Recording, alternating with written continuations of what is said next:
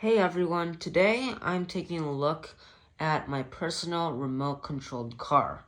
So throughout this video, I'm going to give you a thorough look through this and we'll take it out on the sidewalk and then we'll take it off the road. We're going to start with the charging system. So there should be two separate pieces. This is an adapter. So there's this part. This is where you plug it in. And then there's this part. So you take this and then you put it in together. It should come together pretty quickly. So now there's one piece. And then you take this side and then you just plug it into your traditional outlet. And then it will turn on red saying that it is ready. And when plugging in the car, take off the cover and then you'll see two ends. You're gonna pull them apart and then have the smaller end go into here. So you have to take the fat end and kind of see how it fits in there. It should go in just like that. And then it will start flashing. The flashing will get more rapid once it gets more battery. I've taken apart part of the stuff here. See, I took off the cover. It can live without the cover, but let me show you how to do some stuff here. You have these two ends, and then you'll actually put it together. And then there, it should be done.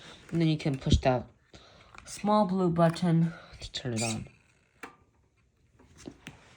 Now, to put on the cover, just make it go through there, get on there, and then there should be a little thing right there. So it is off right now, so I'm going to show you our remote. You might have seen this before. It is pretty traditional. If this remote isn't hooking up to the car, you just push that red button. This is if the alignment is off. It is a little bit off on this one. This is for the wheel. And then you pull back to go forward. And then you go forward to reverse. So it's kind of the opposite. And let's turn on this car. So you reach under there, push the button, and the light will turn on. And then we'll turn on the remote. Once you see a green light there, that means it's on. And you see you have LED lights in the front, LED lights in the rear. This is one of your two electric motors. The battery is under there. And you have shocks on all four wheels. You do actually have a good approach angle, even though this car is kind of low to the ground. See, that is pretty low to the ground. Let's talk about our wheels. So, these wheels are traditional. Nothing very special about it. These front tires are kind of normal. They don't match the all-terrains in the rear, which is disappointing because that will compromise the handling and create a lot of understeer. So that is kind of disappointing. You will see that come into play later. But the suspension does work very well. Let's see how far it can go. Yep, that's about it. So you have a spoiler here. And yeah, everything is very nice on this outside. I think you should know, if you were paying attention, how to put on and off the cover. And you have a bumper in the back to protect the motors. Now let's get this into the shop. One quick thing before we explore this. The tires make a lot of marks, so they will wear down quickly. If you're suddenly flooring it in reverse, and then suddenly you pull it back for drive, it's going to make a little mark. Let me show you some more marks. So one wheel was stuck in the sheet, and then one wheel was free, so it just made its way out by spinning up the wheels. Let me talk about the drivetrain. This actually isn't four-wheel drive. It has a special two-wheel drive system, which both wheels can spin individually. If one is stuck or something like that, it can spin individually. So this is called torque vectoring. Sound familiar? I might have talked about it before in my previous car videos. So if one wheel is stuck, then the other wheel will get more traction. So it's very helpful in off-road conditions. This is a good off-roader. It will get itself free more easily by spinning another wheel. So these two front wheels are not part of the drivetrain. I think the tires have to do with that too. So yeah, it works very well. And if you put it on the ground, you kind of see that the beam of the lights move with the wheels. But let's rev up this engine. So I'm gonna gradually make it louder, and then let's start.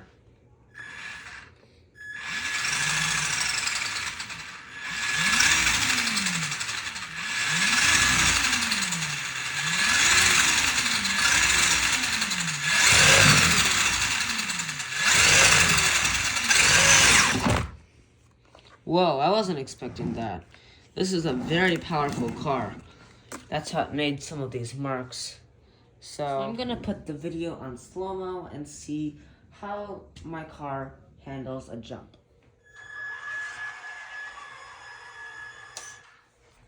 Yeah, so this is a pretty big car. So let me see here. Alright, so it made it to there. Not super impressive, but not too bad either. A normal car obviously couldn't do that. It is pretty maneuverable. Handling is pretty sharp. A lot of understeer is present, but this turning radius is pretty good. I'm going to demonstrate some parallel parking. Let's now try a turning radius test.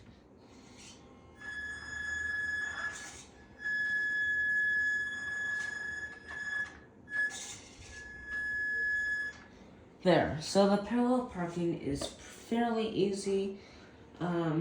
Yeah, it gives me a taste of what a real car is like. But let's get outside and see how this does on the car. So we're gonna begin with acceleration and handling tests. Right, let's get things started.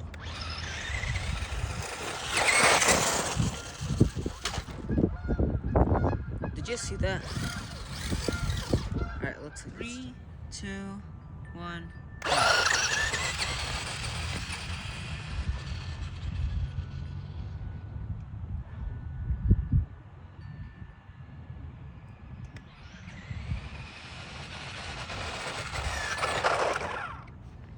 Good break.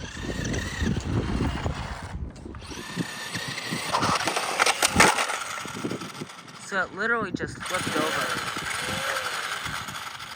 I don't know how that happened. I guess I floored it too much. So I made it go in reverse, but then I pulled it. So let's get this back on. Alright, so let's do our handling test into our driveway. So I will floor it, and then I'll let off the throttle a little bit, and then I'll put back on some more throttle. Let's begin.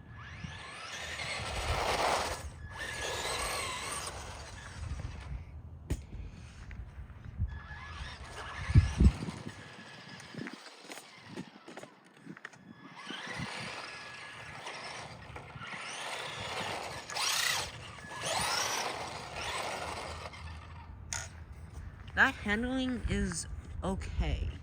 So if I show you how that happened again, remember how I told you that the traction is just okay because those front tires are not made of the same material as the back ones? Let me show you that again. There is understeer that is present. So since there's understeer, if you turn the wheel all the way, then it might not even turn, or it might turn just a little bit. We don't want that.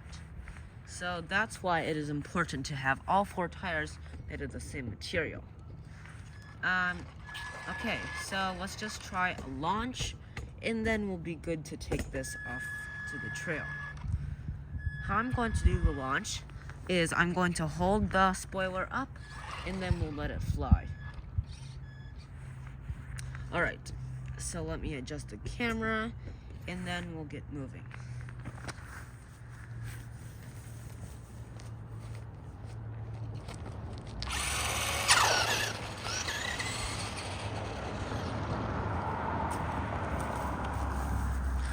That is pretty darn quick.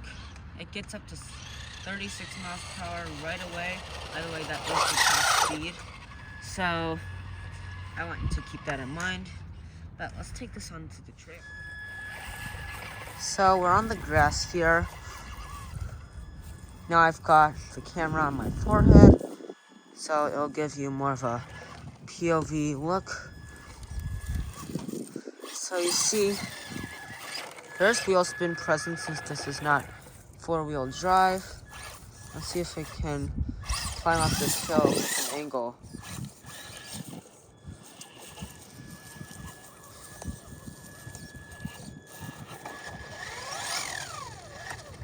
Now this is a good time to see the torque vectoring.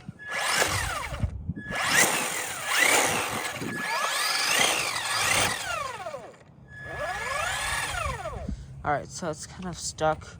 That's where a four-wheel drive is helpful. Still stuck. It's making a pretty big mess. Well, yeah. Let's get this into the real stuff in the back.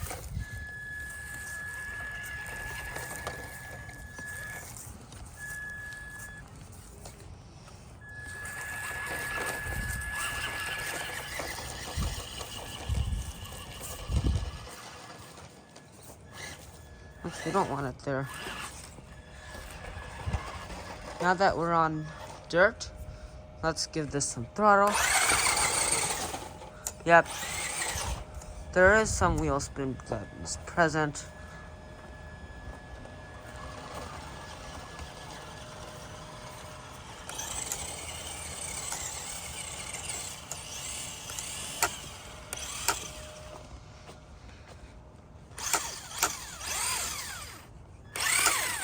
Stuck in some leaves. Actually, I got it up.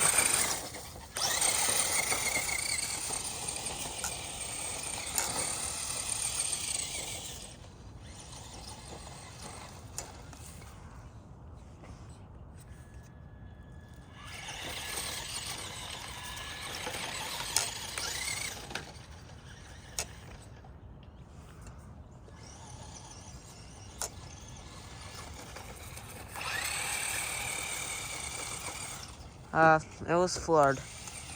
Acceleration is not as sharp in the grass. It is kind of low to the ground, so that has its compromises.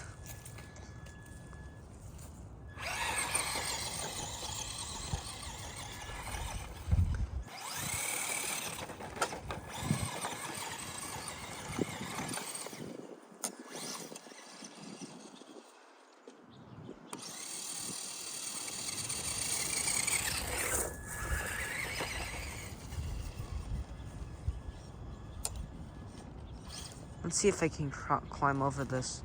Yep, no problem at all. Actually, well, let's see.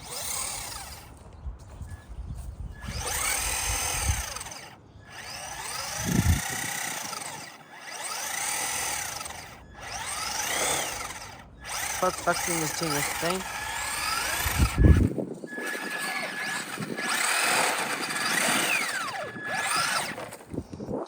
I hope you can see which wheels are spinning and which wheels are not. Let's see that in motion again.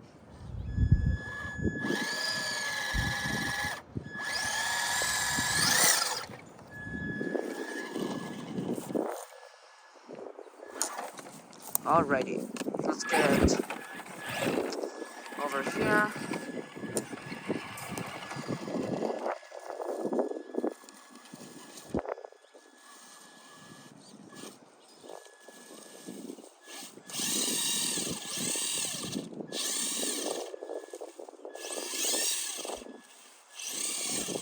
second leaves again.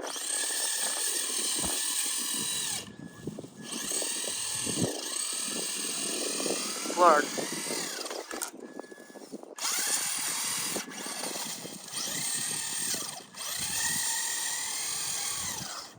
Leaves are kind of a tweak spot. Let's see how good the acceleration is with the wood chips. These wood chips are kind of slippery, so let's see how it does with these worn down all-terrain tires. That's okay. Not the best I've seen. Let's give it some throttle. Kind of goes insane once you make it go full throttle off the cement. We will not test it in the sand today.